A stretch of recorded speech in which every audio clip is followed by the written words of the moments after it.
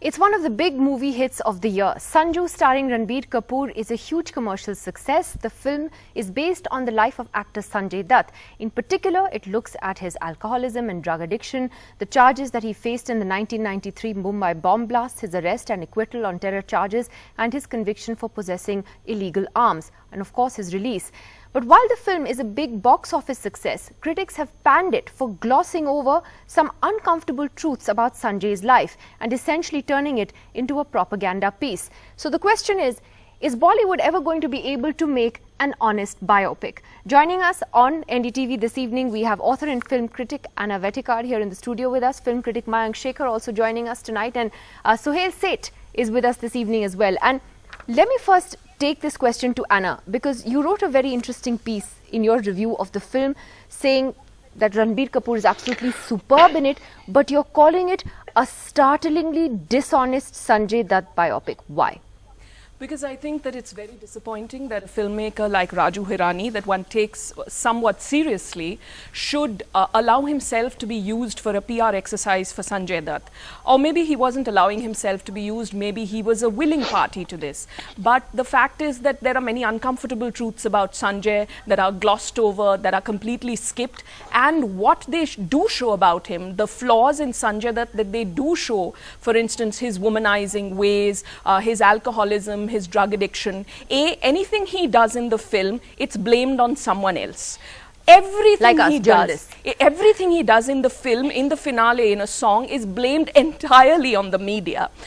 His drug addiction and alcoholism is blamed on a nasty drug dealer who manipulated him. The fact that he succumbed to drug addiction and alcoholism is blamed on the fact that he had this larger-than-life figure, father to live up to. So everything is blamed on somebody, but all of these in any case are things that his fans, and a very indulgent fandom in India in any case, has already excused him for. Also, it's built up as comedy. He talks about having slept around with so many women that it's more than 300 women. When he's asked how many women have you slept with, he says, should I include the prostitutes among them?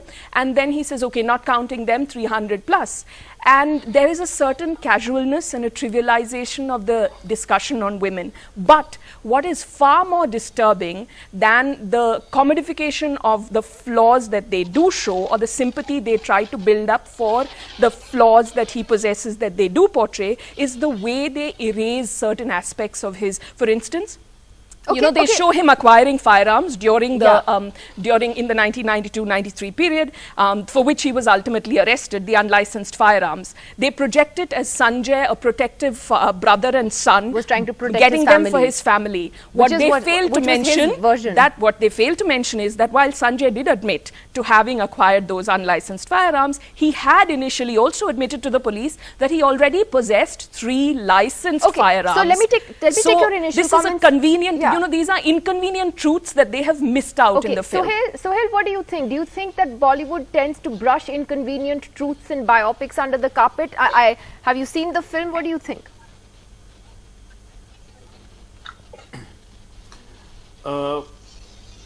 Anna's made some factual points which may or may not be right. I have no truck with that. The point is, this is not a documentary, it's a film. The ultimate interpretation of its creative root lies with the director, who she herself has said he's a fine director, but perhaps has got this one wrong. The reality, Nidhi, is, there are several views on biopics whenever they've been made and by whoever they've been made. I mean, more recently there were 2, completely diametrically opposite views on Churchill, The Darkest Hour and the other film. Likewise with Rajneesh. So I don't think it's fair to criticize a film because you believe that certain inconvenient truths have been brushed aside, because ultimately it's about unveiling a plot, and in Bollywood, unveiling a plot that sells. The question that needs to be asked is Sanju a fine film? The answer lies in the box office, sadly, in Bollywood, and the answer is yes. Has Ranbir done a remarkable job as Sanjay Dutt? He has. Is the film sympathetic? The jury's out. For a lot of people, it could be sympathetic. For a lot of people, it could be dishonest. The fact is, people don't go there to get a Wikipedia a glossary of what happened in Sanjay Dutt's life. They're going there to be entertained. That's the ultimate, and that's the ultimate benefit they seek. Have they been entertained? But Sohail, well, you're right. You're right. The film seems to suggest the film, in a sense, has answered critics because it is a box office success, as you rightly said, and ultimately it depends on what people are looking for when they go there. But when it is a biopic, and everyone I think agrees that the film is very well made and that Ranbir has done a great job. Would it have been perhaps more honest to present him as a flawed human being, to also look very critically at decisions that he took, why he was sent to jail? I mean, and is this something that Bollywood just keeps tending to do? Good question, but let me take you back to other interpretations in the creative field. I've done 167 plays, and I know how critics normally react to what they see if it deviates from the trodden path. If you see Peter Hall's interpretations of various Shakespearean characters, or if you see how in many cases Lady Macbeth has actually been venerated, or for the fact that, even Richard III, very flawed. So, I mean, I'm just drawing from Shakespeare to give you an example of even the linear stuff where these guys weren't alive. Here the guy is alive. So, yes, Anna has a point. It would seem to suggest that you're trying to create a wave of sympathy. But ultimately, let me tell you, no producer, no director wants to risk a film as a PR exercise because there's so much of money riding on it. A. B. If you notice, Ranbir's career has taken a complete upward swing. So, there is a lot riding on this film. So I don't believe that we must castigate the filmmaker on the basis of, oh, you've obliterated or omitted 14 facts and therefore we don't think it's an honest film. You and I, in the English-speaking world, call it a biopic. For a lot of people, it's Sanjay Dutt ki kahani. That's a very condescending view to take. Sometimes be true, sometimes have inconvenient truths, to quote Anna, but that's how it is. Anna thinks you're being condescending, but not condescending to critics. I think he's being condescending to the masses. Firstly, just because a lot of people have gone and seen the film does not mean that they have loved it. A lot of people have gone and seen the film, and fair enough, they may have liked it, but the fact is that there are many who have not. And to completely dismiss the views of other people saying it has been answered by the box offices, there are many people in the Hindi film industry who make films that trivialize sexual harassment. They trivialize molestation, and then they say, but it sells, people loved it, so who are you, why are you wasting your time?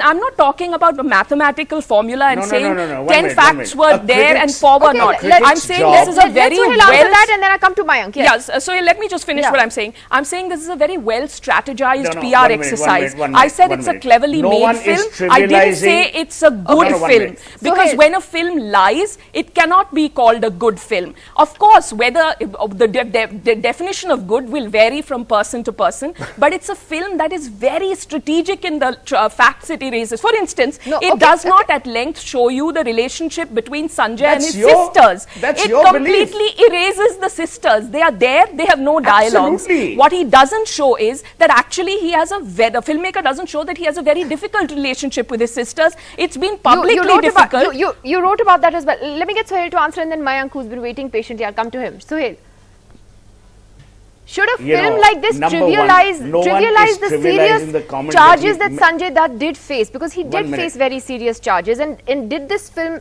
has this film trivialized that? I don't know if it has trivialized it. Yes, the issues related to sexual harassment could have been better, or not only better, could have been more sensitively handled. No, Sohail, I didn't say that there's sexual harassment in this film. That's very important. And I'm not holding a brief. I never said that. 1 minute. I'm not holding.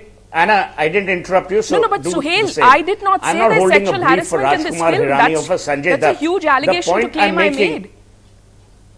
No, I didn't say this. No, I think what Anna meant to say was something else, that how issues get trivialized in Hindi films. That's the point you made. Yeah, she's talking about generically how issues get trivialized. Quickly, Sohail.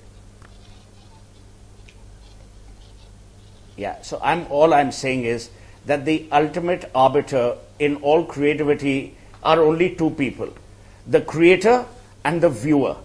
Yes, you want to call it a good film, clever film, go ahead. Use any sobriquet you want. use any phrase to describe it. The reality is, has the film struck a commercial chord? The answer is yes. Has it struck an emotional chord with a lot of people who may not know the nuanced versions of that story? It has. So, you know, talk about what it has achieved. Obviously, there'll be pitfalls. We are a damn good country at finding fault with anything. Okay. Sorry, let me just get find Mayank fault into with this. Even the way certain other characters have been represented. Okay, let me ask Mayank. Mayank, you know, as another you know, leading film critic here, what did you think of the film? Well, you know, have you seen the film, Nidhi? I haven't, to be very honest. No. Okay, so let me tell you roughly how the film begins. Okay, it begins with the fact of Sanjay Dutt admitting that he can't write, and most people don't read anyway. He finds international best-selling writer, that's Anushka Sharma. Okay, now Raju Hirani himself admitted that Anushka Sharma plays him in the film, and what Dutt does, and his wife also, they chase this writer down because they really want, and she's reluctant throughout. She doesn't want to do this book. Now, if Raju Hirani is really her, then you can tell, and if it's a biopic, an authorized biopic, so the events of the film have to be true. So he's admitting to the fact that Sanjay Dutt really wanted this film made, and Hirani perhaps was reluctant throughout because this is supposed to be based on fact, the film itself. And this doesn't surprise me at all. Now, 58 years is how old he is. You don't make a 168-minute film. You can't possibly put everything, right? Now, everyone's talking about how this whitewashing of stuff that he did or did not do. Now, I don't know what the hell whitewashing means, but at the end of the day, if this is Dutt's version of the truth of his own life, I mean, if you had to do the same thing about your own life, would you not? I mean, it's almost obvious that it's the film that he wanted made. This is the story that he wanted to tell. And there are certain things that he may not want the whole world to know. That's really what the audience already knew. The filmmakers never hid that fact. Now, the second part of it is what can be accused, or what they can be accused for, is some sloppy filmmaking in terms of a causal effect. So, you know, there's always something else happens, and therefore that does this or does that. Now, I think it comes into the broad criteria of very, very simple filmmaking when you want to reach such large numbers. I think there are complexities to Sanjay Dutt's life in terms of his drug addiction. If you just see it, you know, if you go into the interior of the character in terms of what it means to have evenings after evenings of nothingness, that might be a film worth exploring, a darker film perhaps. I don't think Raju Hirani wanted to make that film, and I don't think Dutt approached Raju Hirani to make that film either. He knows what kind of filmmaker he is, and within the construct of what a Raju film is, I think it falls complete. It checks all the boxes. You know, it's got the homilies, it's got those, you know, hook lines, it's got the humor. You know, there's a certain lightness of being. I'm not surprised that people by and large in large numbers are loving it, because that's really what they wanted from this film, and that's really what they got.